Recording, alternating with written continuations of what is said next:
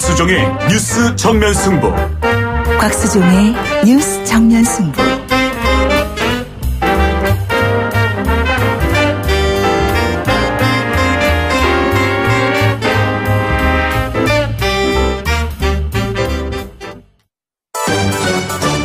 김작이 묻고 곽박이 경제로 답한다.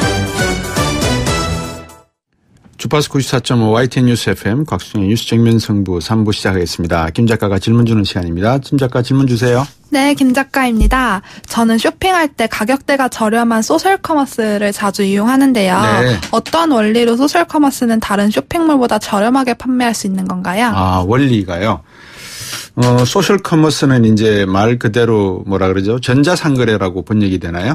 전자상거래로 되니까 중간에 뭐 유통 과정상에서 나타날 수 있는 많은 중개상들이 없겠죠. 그죠? 이제 그러다 보니까 상대적으로 저렴할 수 있겠고요. 또, 홈쇼핑 같은 것은 카메라가 있어야 되고 시설이 있어야 되고 또 쇼호스트도 있어야 되고 여러 가지가 있어야 되지만 여기서는 그냥 전화 받는 사람들, 그 다음에 온라인 관리하는 사람들만 있으면 되겠죠. 이제 그런 의미에서 보면 인건비가 상당히 절약되기 때문에 일단 여러 가지 비용이 절감된다는 거 하나가 있을 수 있겠죠. 그다음에 세 번째는 많은 기업들이 광고하고 싶지 않겠어요. 그죠? 광고를 하는데 대량으로 광고하다기보다는 주로 이제 소셜커머스를 이용해 보시면은 이거 빅딜입니다. 그러면서 상품이 확 뜨거나 그죠? 이제 그런 것들은 하나의 마케팅 차원에서 기업들이 이렇게 소비자들에게 던지는 상품들일 수 있겠죠.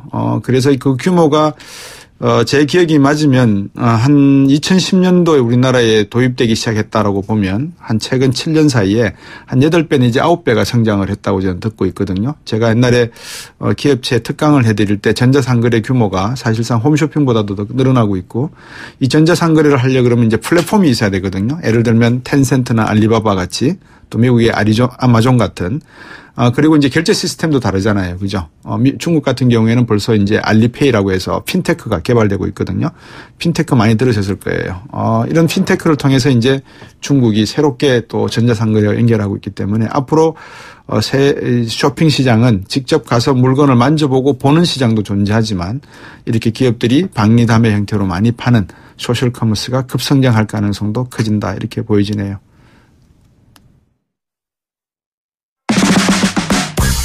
지금 여러분께서는 경제학자 곽수종 교수가 진행하는 YTN 뉴스 FM 곽수종의 뉴스 정면 승부를 듣고 계십니다.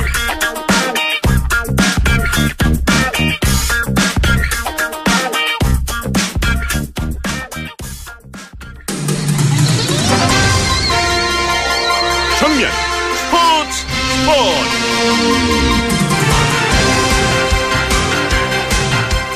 네, 오늘 하루 있었던 스포츠 소식 정리해드리겠습니다. 스포츠 정면 승부 박민 기자입니다. 안녕하세요. 네, 안녕하세요. 2024년, 2028년 올림픽 개최지가 확정이 됐습니까? 네, 프랑스 파리와 미국 LA에서 또 차례로 열릴 가능성이 높은데요. 네. 2024년 올림픽 유치전에 파리와 LA가 뛰어들었고요.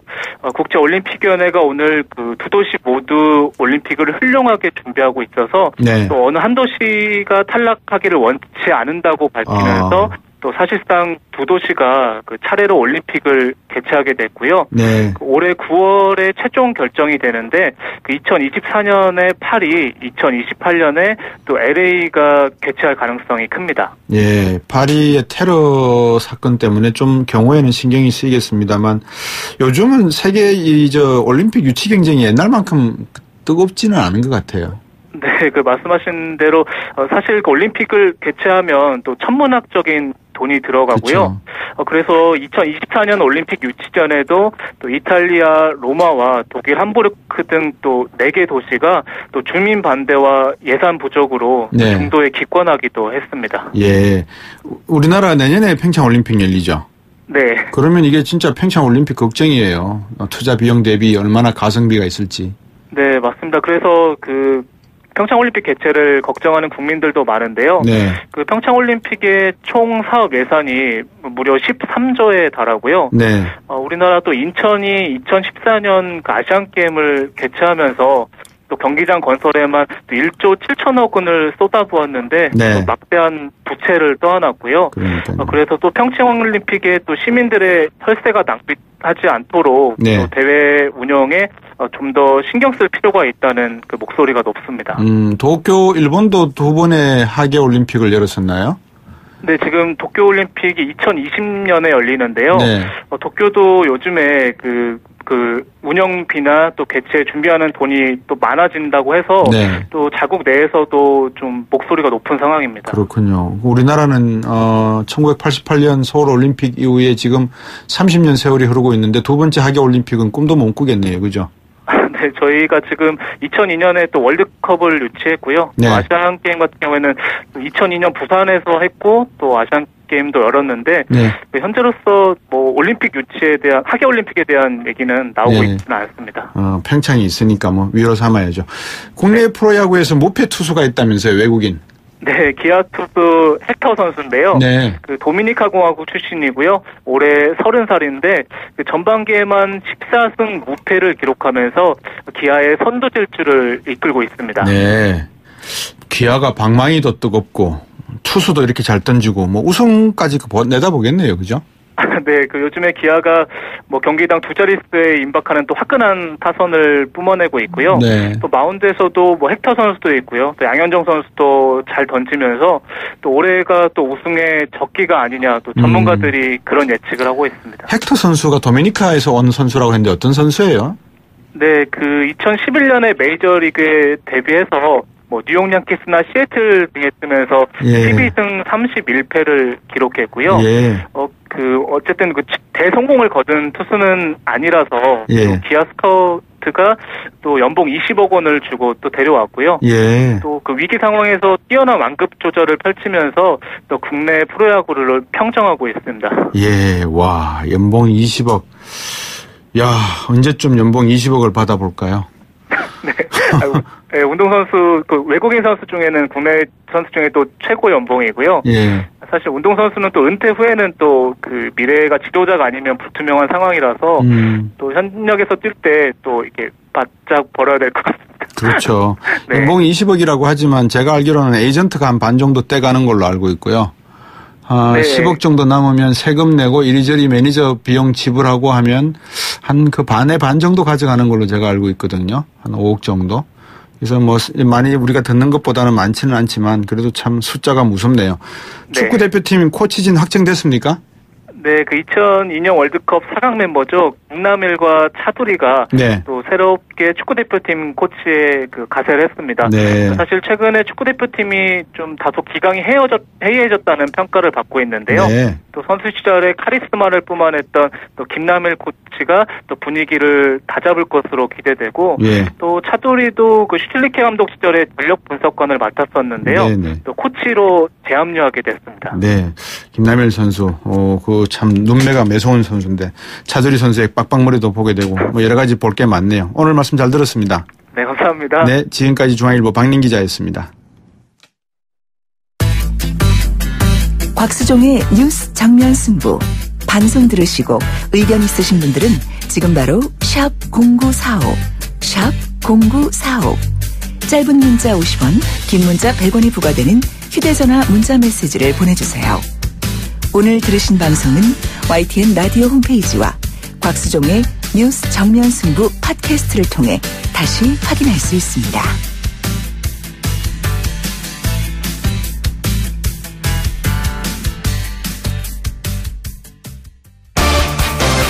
정면 승부, 팩트 진검 승부, 트루맨.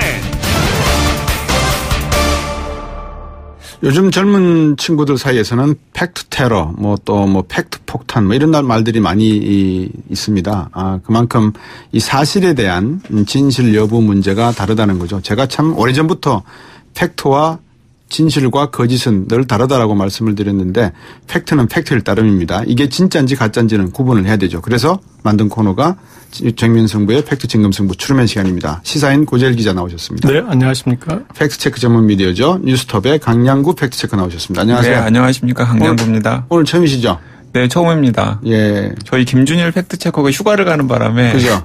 제가 땜빵이라고 하죠. 땜빵으로 나왔습니다. 아이, 뭘 또 땜빵까지. 네. 잘하시면 끼게 차는 거예요. 아닙니다. 네. 자, 오늘 짚어볼 내용이 국정원 댓글 사건입니다. 앞에서도 이제 국정원 개혁 문제 가지고 김병기 의원하고 이야기를 나눴었는데, 네. 국정원이 2010년 지방선거 때부터 2012년 대선까지 불법적으로 정치 개입하는 댓글을 달아서 각종 선거에 조직적으로 개입했다. 뭐 이런 내용인데, 이런 내용에 대해서 한번 수사 과정, 그러니까 서울경찰청이 중간 수사를 발표한 내용과 이후 수사 과정 등 내용들을 우리 PD가 직접 한번 이렇게 했거든요. 컷을 만들었거든요. 컷을 한번 들어보시죠. 2012년 대선 당시입니다. 국정원 직원이 떳떳하다면 왜 그 경찰관이 문을 달라고 하는데 문을 열어주지 않고 안에서 농성을 합니까? 국정원 여직원은 오히려 뭐 증거가 될 만한 거 내놓으라는 거 다 내놨어요. 컴퓨터고 뭐고. 근데 그 댓글 달았다고 그렇게 해가지고 차까지 들이받아갖고 주소까지 알아내고 그래 놓고서 또 그 여직원을 나오지 못하게 2박 3일 동안 감금하고 이런 부분은 어찌됐건 이거가 그러니까 그렇게 드러난 사실까지 아니라고 하시면 제가 더 드릴 말씀이 없습니다. 네. 저희가 통상적으로 컴퓨터를 사용할 때 임의적으로 그 컴퓨터가 자동으로 삭제를 하는 부분도 있고 임의로 삭제하는 부분도 있지만 그 관련 부분은 확인되지 않는 부분입니다. 국정원 직원이 삭제를 했다는 건 안 했다는 거예요? 그 주체는 확인되지 않습니다. 삭제된 데이터의 내용에 대해서는 저희가 확인해드릴 수 없습니다. 혐의 사실과 관련이 없습니다. 통상적으로 증거가 모두가 나왔다. 2012년 대선 때 국정원이 그 선거와 정치에 개입했다는 의미로 재판이 시작됐다가 1심에서는 유죄는 나왔는데 선거관여 부분에 대해서는 좀 판단이 좀 달랐고요. 고등법원 가서는 이제 재판이 원활하게 진행되지 않고 우리도 좀 당황할 정도로 재판부가 마치 국정원의 편을 드는 것처럼 청와대에 보고했다. 그에 대한 장학식도에 대해서 청와대에 보고했다는 문건이 지금 보도가 됐지 않습니까? 이 문건을 보고 좀 깜짝 놀랐는데요. 이 문건은 2011년도 말에 만들어진 건데요. 그 다음에인 2012년 2월에 인터넷 여론 조작을 담당하는 국정원 심리전단이 4개 팀 70여 명으로 확대됐습니다. 그러니까 사실상 이 문건대로 국정원이 움직였다. 국정원 댓글 사건이라는 것은 국민 주권주의라든가 또는 법치주의와 같은 대한민국 헌정 질서의 핵심 요소를 훼손한 그런 국기문란 사건이었고, 당시 그 박근혜 정권의 정통성과도 직결될 수 있는 심각한, 물론 제가 전직 검찰총장으로서 원칙에 따라서 이제 수사를 진행을 했었고, 그렇게 수사한 결과 원세훈 전 국정원장과 김영판 전 서울지방경찰청장에 대해서 공직선거법 위반 등 관련 혐의들이 인정이 된다라고 법무부에다가 이제 처리 계획을 보고를 했었는데, 그때부터는 이제 특히 공직선거법 위반 적용은 곤란하다, 또 구속도 곤란하다. 이렇게 된 마당에 사실대로 다 말씀을 드리겠습니다. 일단 처음에 좀 경로를 하셨습니다. 그리고 야당 도와줄 일 있냐, 야당이 이걸 가지고 정치적으로 얼마나 이용을 하겠냐, 정하려고 그러면 내가 사표 내면 해라, 이런 말씀을 하시길래 검사장님 모시고 이 사건을 계속 끌고 나가기는 불가능하다는 판단을 했습니다. 네, 여러분들께서는 오랜만에 많은 분들의 목소리를 들어보신 걸로 생각이 되네요. 당시 국정원 댓글 사건 수사팀장이었죠. 윤석열 검사장, 지금은 서울중앙지검장인데요. 그 앞에 들은 목소리는 박근혜 정권 초기 국가정보 댓글 수사 사건을 지휘하다가 환혜자 의혹으로 사퇴한 최동욱 전 검찰총장도 있었습니다. 팩트체크 한번 해보죠. 고재열 기자님부터 한번 질문 드려볼까요? 네. 국정원 불법 댓글 사건과 그 수사 과정이 어땠던 겁니까? 이게 대하 드라마인데 네. 짧게 마치 시조처럼 짧게 해야 돼서 예. 조금 당황스러운데요. 일단 사건 이름을 저희가 국정원 대선 여론조작 사건이나 예. 국정원 대선 개입 사건 정도로 좀 부르면 좋겠고요. 예. 불법 댓글 사건 정도는 그 명명 자체가 국정원 행위를 너무 사소하게 표현하는 것 같아서 네. 일단 그랬으면 좋겠고, 예. 당시 그런 이 국정원 직원 김아무개 씨의 행위를 통해서 국정원이 그런 대선 개입하는 것에 대한 어떤 정황이 밝혀졌는데, 거기에 대해서 경찰이 수사를 벌이다가 대선 직전에 해봤더니 그 아이디는 여러 개를 만들었는데 댓글 단 게 보이지 않는다. 네. 그래서 뭐 그런 발표를 대선 사흘 전쯤에 해서 대선에 어떤 직접적인 영향을 미쳤고 그 뒤에 이제 검찰이 수사를 나섰는데 물론 이제 그 중간 과정에 경찰 당시 수사과장이었던 권은희 과장이 네. 이 수사에 대한 개입 윗선에 압력이 있었다. 그런 어떤 폭로가 있었고 그리고 당시 이제 윤석열 수사팀장이 수사를 하는데 지금 이 클립에서 들었던 네. 그런 폭로를 했었고 당시에 이제 검찰총장이었던 최동욱 검찰총장이 이 사건에 대해서 황교안 법무부 장관 당시 장관이 네.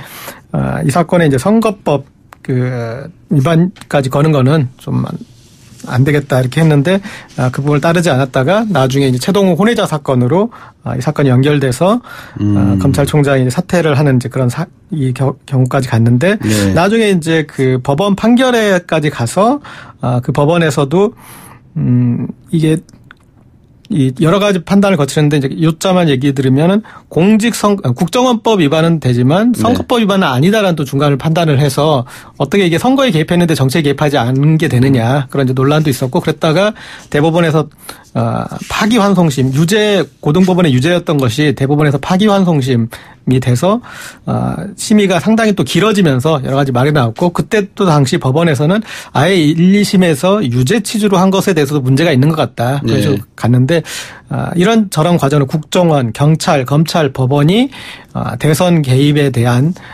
면죄부를 주는 일련의 행위들을 했던 것이 이 사건의 핵심이고요. 네. 지금 나왔던 이 SNS 장악 문건이 중요한 것은 당시에 그 사건이 불거졌을 때도 제보를 받았던 민주당 측에서 그 얘기를 했었어요. 2011년 11월 정도에 그런 네. 국정원 심리전단에 이런 여론 조작팀이 만들어졌고 그리고 이 사람이 거기에 해당되는데 이런 행위를 한 사람이다라고 당시에도 그렇게 주장을 했었는데 그 범죄의 어떤 그 기획안이 지금 밝혀진 거죠. 예. 지금 정말 뭐 대하 드라마 소설을 불과 한 3분 만에 딱 정리를 하셨는데, 야, 참, 그것도 능력입니다. 그죠? 예. 어떻습니까? 지금 말씀 쭉 들어보시니까 우리 오늘 처음 나오시는데 강양구 팩트체커 어떤 생각이 드세요? 추가를 하실 부분이 있다면. 네, 이게 이제 굽이굽이 이제 굉장히 긴 사건인데 그 중요한 인물들로 이렇게 또 요약을 해보면은 또 머릿속에 쏙 들어올 수도 있을 것 같습니다. 네.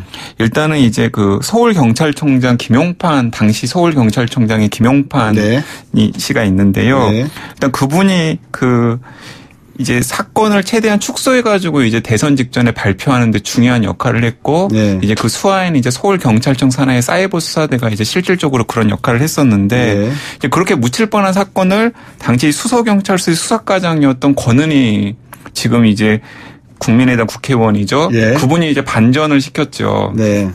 근데 그런데 이제 그 권은희 이 수서경찰서 수사과장을 이제 다른 곳으로 이제 보직으로 옮기면서 이제 다시 이제 뭔가 이 사건을 좀 묻어버리려고 시도를 했었는데 거기서 이제 검찰에 넘어갔는데 그 최동욱 당시 검찰총장이랑 그리고 그 실무를 맡았던 팀장을 맡았던 윤석열 당시 이 지검장이 검사장이 이제 그 지시를 따르지 않고 오히려 이제 사태를 더 이제 악화시키는 방향으로 원세훈 이나 혹은 국정원 입장에서는 이제 악화시키는 방향으로 또 틀어버린 거죠.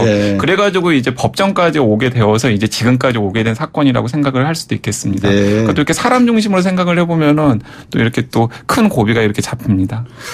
고실 기자님.